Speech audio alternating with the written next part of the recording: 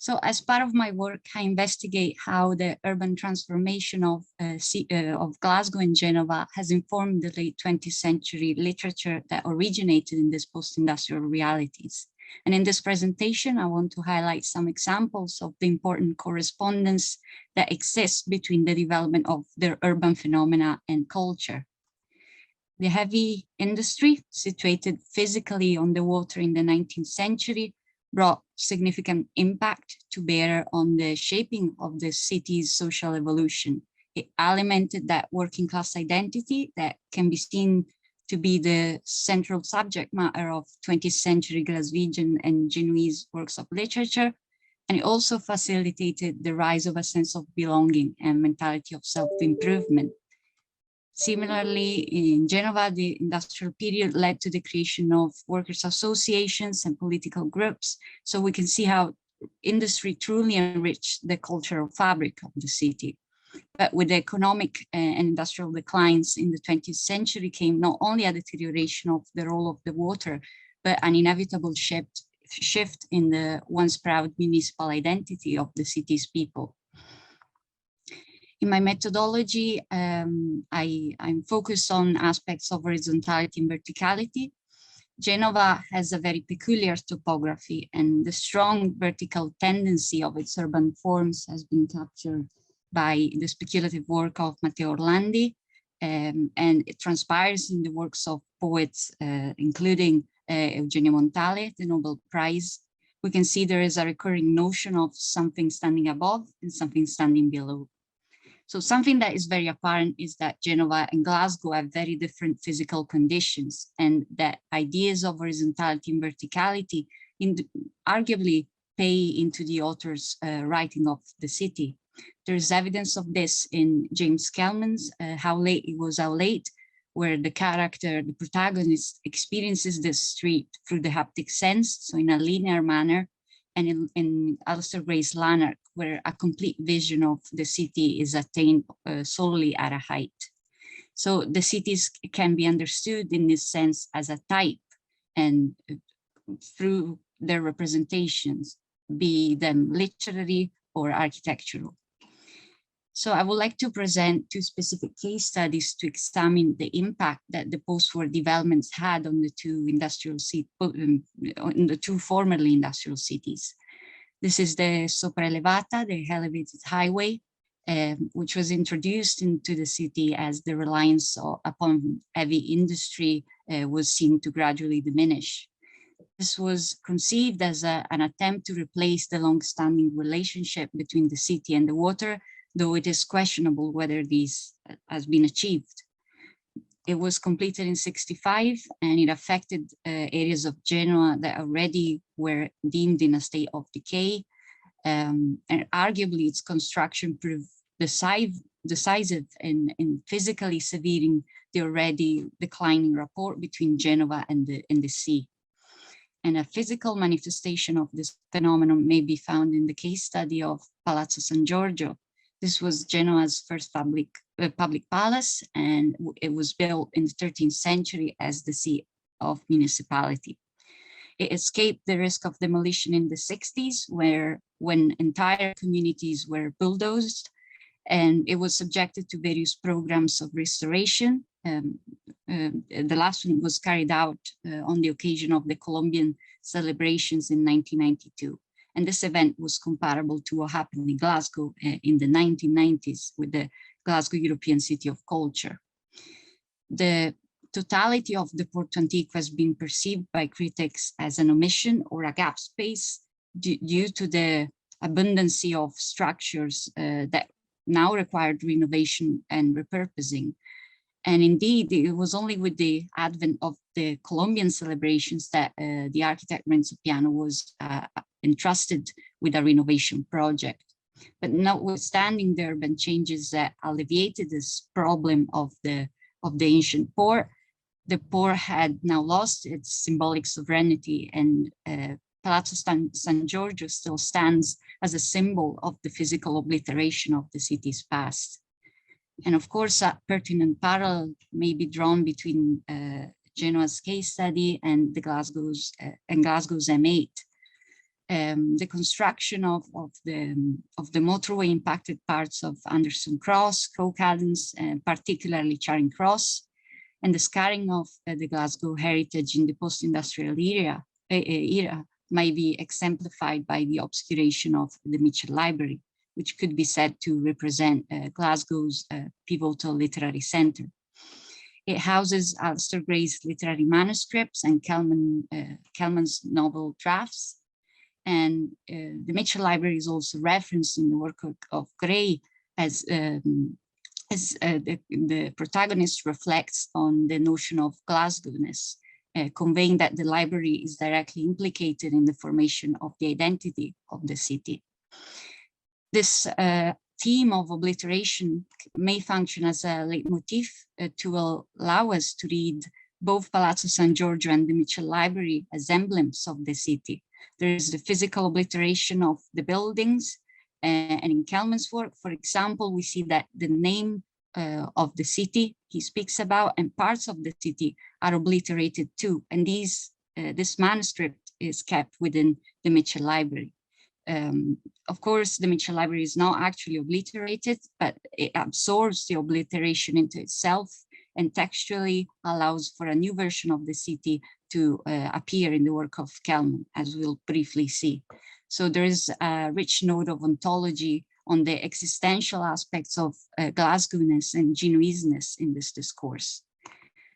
In the bus conductor Heinz, Kelman refrains from using precise references to definitive places, and he favors this partial nomenclature. For example, Drumchapel becomes the district of D. And in an undated foreword to an early draft, he says that that which you're about to read is a work of fiction, thus the city of Glasgow is not the actual city of Glasgow. And it's important to remember the historical context of Kelman's work. He had joined the collective workers group, the Worker City group in the 1990s, and this group opposed the initiatives of the City of Culture. And the group believed that the program suppressed the past of labor of the city and of heavy industry. The slogan that had been attached to Glasgow had also translated in interventions in the urban fabric. Notably, there was the proposal to sell the People's Palace to a private leisure company, but these processes had already initiated a couple years prior, in 1988, with the Garden Festival. So the overarching issue that concerned Kelman was the fact that the slogan, Glasgow City of Culture, implied that there was such a thing as a city of no culture. But of course, Glasgow already had this rich working class and strong labor identity, but this was being entirely omitted.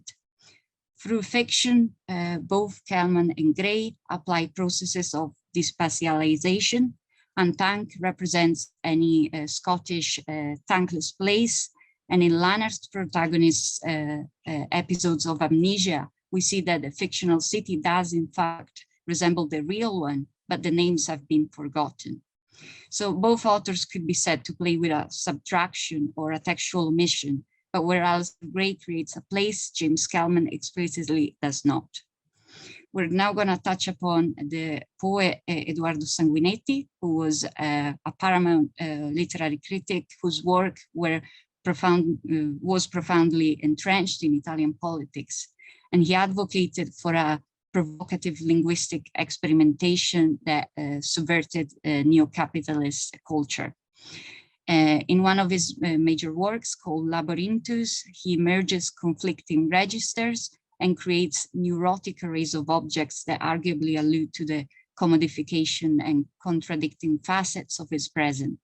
This is an intimate poem composed in 1986, where the author is a young child and he mixes infantile lexicon with technical language.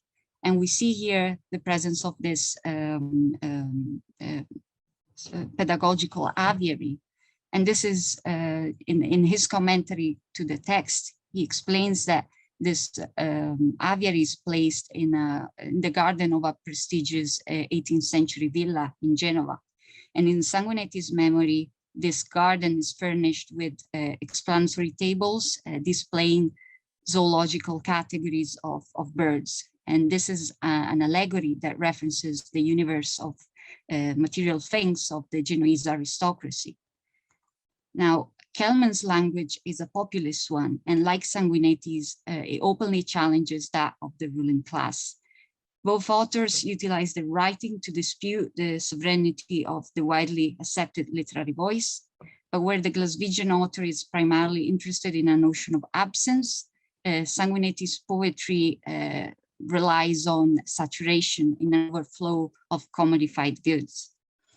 There is a passage in Kieran Smith's Boy, which is voiced by the protagonist, who is a child, and this discourse requires us to ponder on the significance of the term veranda within the context of a social housing scheme located in Glasgow. So he says, "Pat called the veranda, you were out on the veranda. My ma did not like veranda, it was a balcony to her." So Kieran is mapping the spaces within this new housing scheme, is dissecting language and making choices as to what terminology should be used. And we saw in Sanguinetti's poem about departure that the author applies techniques of estrangement, which void any attempts to map the space. And this housing scheme described by Kieran Smith Boy conforms to the tower blocks built in the 1960s. This is Hutchinson Town C. This particular building had a peculiar design fallacy, which caused hanging clothes being blown away from the balconies. And so it presents a rather compelling starting point in the approach of Kieran's question regarding the terminology that one should use to define the space. In Hutchinson Town C, the space is not really a balcony nor a veranda because it serves no real function. And the veranda balcony is for Kieran just a linguistic construct that informs him of a reality that is precluded to a social housing scheme located in Glasgow. Eugenio Montale also perceives the balcony as a void or a nothingness, and this is coherent with his overarching disillusioned vision of the world seen as a series of historical circumstances devoid of meaning. And both Kelman and Montale question the significance of the balcony, and both negate the possibility to define it, to define the space unequivocally. And we may posit that the word veranda denotes an elitist, either an elitist or an aspirational concept, elitist for Montale and aspirational for Kelman. And Kelman's work has highlighted how certain linguistic devices serve to enable the working class to feel as though it's possible to transcend class barriers. Lastly, we'll see, we've spoken briefly about Montale, but the Ligurian landscape is entrenched in the textual fabric of this work. This is particularly evident in Cuttlefish Bones, and the title of this work alludes to the limestone residues that the sea deposits on the Ligurian shore. He employs a poetic of objects that is centered on common things and creates environments through the disintegration of their forms. And in principle, this is the same thing that Sanguinetti was doing in his poetry, but while he rendered every object meaningless, Montale attributes new meaning to them. And at the same time, he takes away from the geography of his work any aspect of localism, comparably to what Kelman was doing in his operations of denaming places. Montale's definition of poetry as typically developing along a vertical axis is quite an interesting statement when considering that the majority of eminent literary practitioners from Genoa, a vertical city, were poets and can provide a better understanding of the author's use of language. In this particular poem, he states that there is nothing that we can, state or deny, and nothing to confirm or reject. It is a negative poetics where words can only speak in negative terms. The literary park in Genoa dedicated to Montale is the physical embodiment of this conception of poetry. It is a park with no defined coordinates.